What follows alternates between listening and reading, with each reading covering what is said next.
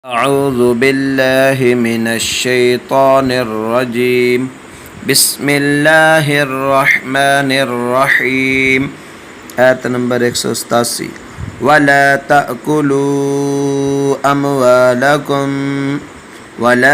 تأكلوا أموالكم بينكم بالباطل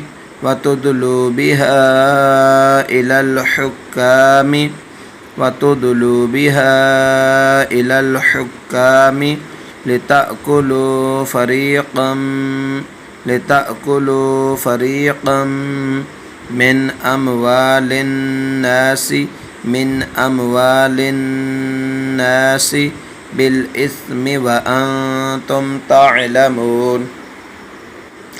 بالإثم وأنتم تعلمون